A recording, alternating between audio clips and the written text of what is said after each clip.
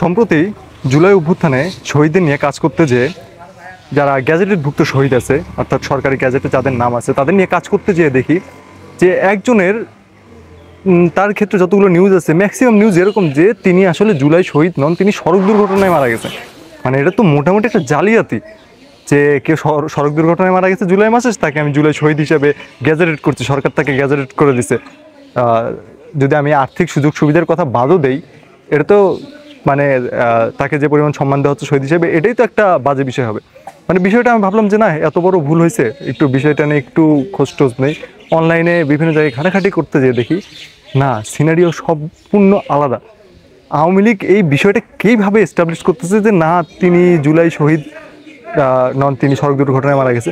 এই পুরো স্টোরিটা নিয়ে মূলত আজকের ভিডিও, যে দেখেন আওয়ামী লীগ কীভাবে গুজব ছড়ায় আর এই গুজবের মাধ্যমে কীভাবে তারা নতুন একটা ন্যারেটিভ প্রতিষ্ঠা করার ট্রাই করে। তো চলুন বিস্তারিত শুরু করা যাক। যে ব্যক্তির কথা বলতেছি তার নাম মোহাম্মদ মিনারুল ইসলাম, তার বাড়ি রাজশাহীতে। এবং যে ঘটনাটা ঘটছে, তিনি যেদিন মারা গেছে সেটা হচ্ছে 20 জুলাই 2024। তিনি জব করতেন নারায়ণগঞ্জে, তিনি ছিলেন একজন পোশাক শ্রমিক। তো সেইখানে নারায়ণগঞ্জের যে আওয়ামী লীগের পেটুয়া বাহিনী আছে, পুলিশ আছে, সেই 20 তারিখ সেখানে বেশ একটা সংঘর্ষ চলে। সংঘর্ষ বলবো, পুলিশ আর আওয়ামী লীগ বাহিনী একদম নির্দ্বিধায় নির্বিচারে গুলি চালাইতে থাকে। তো সেই সময় এই মিনারুল ইসলামের একদম বাম পাশে কিডনি বরাবর গুলি লাগে এবং গুলি একদিক দিয়ে ঢুকে আরেকদিক দিয়ে বের হয়ে গেছে। এবং তাকে যখন হসপিটালে নিয়ে যাওয়া হয় ততক্ষণে তিনি মারা গেছেন। এখন এরপরে কি হয়েছে, তার ডেড বডি নিয়ে যাওয়া হয়েছে রাজশাহীতে দাফন করার জন্য। এখন দাফন করার জন্য যখন নিয়ে যাওয়া হয়েছে, তখন আপনি যখন কাউকে দাফন করবেন তার তো ডেথ সার্টিফিকেট লাগবে। ডেথ সার্টিফিকেট এসব দেয় কে? নর্মালি ধরেন আপনার পৌরসভা আছে, আপনার যে এলাকার ওয়ার্ড আছে, কাউন্সিলর আছে, মানে তারাই।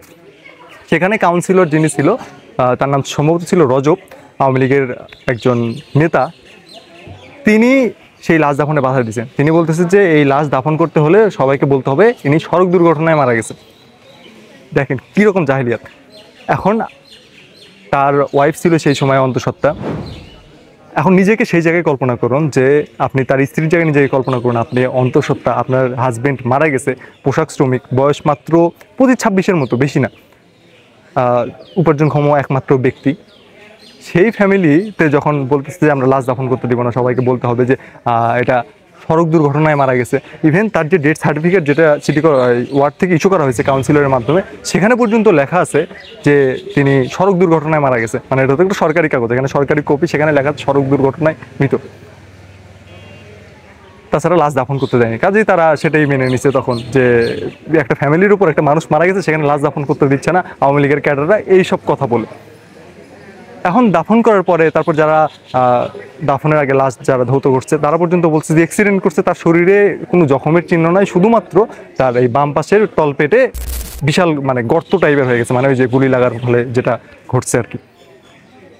তো এরপরে তো হাসিনা পালায় গেল, সরকার পতন হয়ে গেল, আমরা নতুন বাংলাদেশের প্রবেশ করলাম। এরপরে গভর্নমেন্ট যাচাই বাছাই করে তাকে জুলাইয়ের শহীদের গ্যাজেটভুক্ত করছে, তার গ্যাজেট নাম্বার ছিল 11। এবং এটা তো যৌক্তিক, তিনি তো জুলাই শহীদই ছিলেন।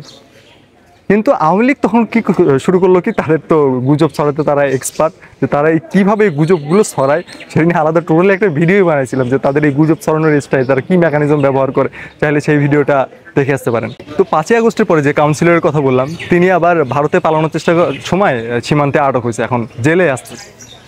তো এসে দেখেন এখন আওয়ামী লীগ করতেছে কি, তাদের ওই যে সরকারি কাগজপত্র বলছে আরে এই লোক তো সড়ক দুর্ঘটনায় মারা গেছে। দেখছেন এই ইউনূস সরকার কীরকম পাজি, তারা একদিন এই শহীদের সংখ্যা বাড়ানোর জন্য সড়ক দুর্ঘটনায় নিহত এরকম একটা ব্যক্তিকে শহীদ বানাইতেছে।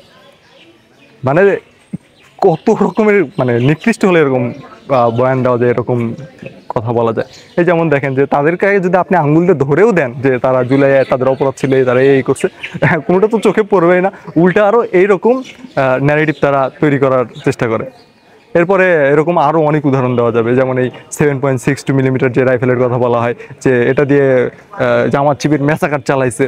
আসলে সেটা কী ছিল, স্বরাষ্ট্র উপদেষ্টা একভাবে বলছিল, তারা সেটাকে কীভাবে গুজব বানিয়েছে সেটা নিয়ে আমার একটা আলাদা ভিডিও আছে, সেটা পুরোটা ডিবাঙ্ক করে, চাইলে সেটাও দেখে আসতে পারেন। এছাড়াও ব্যক্তি স্বার্থ উদ্ধারের জন্য অনেকজন কিন্তু জুলাইকে অনেকভাবে বেচা বিক্রি করতেছে, অনেকভাবে ইউজ করতেছে। যেমন একটা নিউজ দেখলাম যে দুই ভাইয়ের মধ্যে ক্লাস ছিল, এক ভাই আরেক ভাইকে দেখাচ্ছে সে জুলাই শহীদ, সেই নিজে ভাই হিসেবে তার নামে মামলা, মানে শেখ হাসিনা সহ 41 জনের বিরুদ্ধে সম্ভবত মামলা করে দিছে যে আমার ভাই জুলাই শহীদ হয়েছে, অথচ তার ভাই বেঁচে আছে। আসলে জমি জমা অনেক ক্যাচাল ছিল যে নিজে ভাইয়ের জমি দখল করবে বা ভোগ করবে, এই টাইপের একটা কাজের জন্য করছে। এখন আওয়ামী লীগ এটা করেই দেখেন জীবিত আছে, তারপরে জুলাই শহীদ হচ্ছে, সে কিন্তু গ্যাজেটেড শহীদ না। তারপর আওয়ামী লীগ এভাবে মানে গুজব ছড়ানোর জন্য এরা দিন দিন এক্সপার্ট হয়ে উঠতেছে। তো কোনো এই যে আওয়ামী লীগের মনে হয় যতগুলো ন্যারেটিভ দেখবেন, সেগুলো দেখার আগে একটু চেক করে নেবেন যে তাদের বেশিরভাগ কথাই বা তারা যে পুরোপুরি মিথ্যা বলে তা না, এটা অর্ধসত্যভাবে তুলে ধরে, এটা অবশ্য মিথ্যার চেয়েও ভয়ঙ্কর।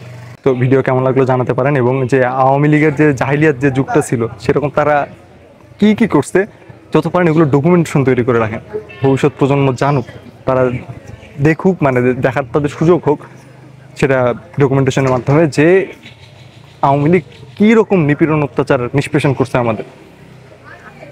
ধন্যবাদ ভিডিও দেখার জন্য।